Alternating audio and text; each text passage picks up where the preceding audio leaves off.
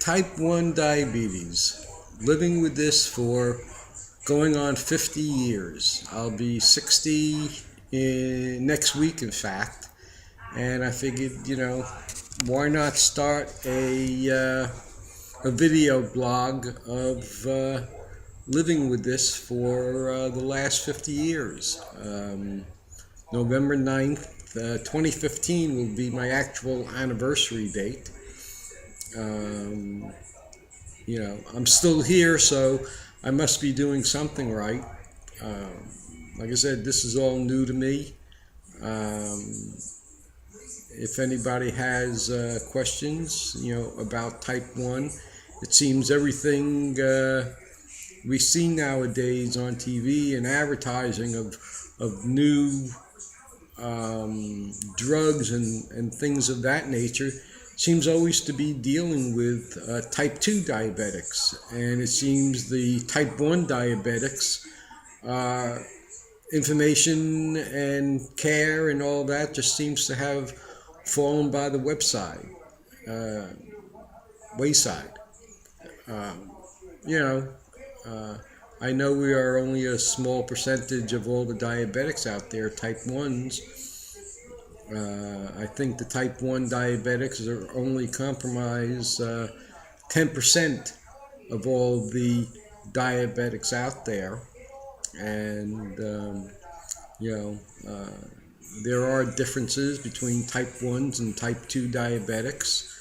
Um, you know, like I said, I've been very fortunate that, you know, I've gone this long in relatively good health. Uh, I've only been hospitalized 2 times in 50 years. Um, one time for extreme low blood sugar, and one time for extreme high blood sugar. Uh, both times I was out of the hospital within 6 to 8 hours once it got under control.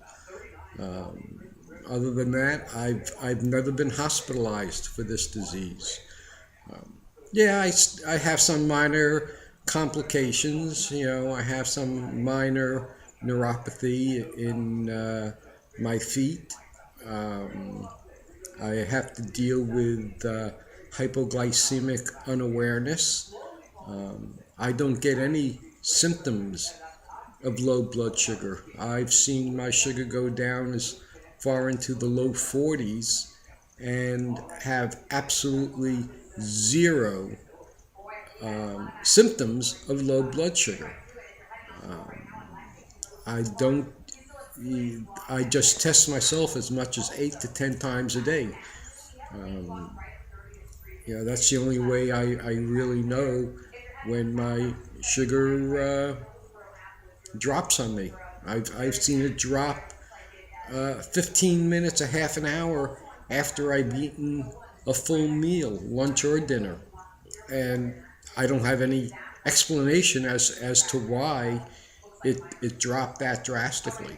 And like I said, um, without having any symptoms, I've just so been fortunate to just happen to test myself and find out, like, holy cow, my sugar's 52. I think I better have something to eat, you know. But, like I said, I guess after 50 years, I've just learned to know my body, know my habits. When things just don't seem right, the time of day, um, I might take an extra sugar reading at that time. Just rather be on the safe side than the sorry side. If I pass out, I live by myself. There's nobody to give me an injection of glucagon. So, it's you know I have to know where my sugar levels are at all times. Anyway, like I said, this is my first go at this. If there's any interest, I guess I'll see some comments on the YouTube site where I plan on posting this, and If anybody would, have any questions or a specific subject they'd like to talk about, leave a question. I'll be happy to answer to the best of my knowledge. Whatever I say, I highly recommend that you still discuss it with your doctor. I'm not a doctor. I can only relay my experiences. There's one thing I learned years ago when I was 17, and my mom was involved with the American Diabetes Association, and we used to have these group meetings. I remember an adult coming up to me at the time and saying, Neil, diabetics are like snowflakes. There are no two alike. So what you might be able to do with your eating or exercise, it may not fit another diabetic. So I took that to heart, and what works for me works for me. It doesn't mean it won't work for you, but it's whatever I say. I would highly suggest that you discuss it with your doctor before you make any drastic changes in your lifestyle. And that's what diabetes is. It's a lifestyle. It's a healthy lifestyle, doing the right things so you can last as long as I have. I mean, like I said, it's been going on 50 years that I've been taking injections. So let's see where this takes us now.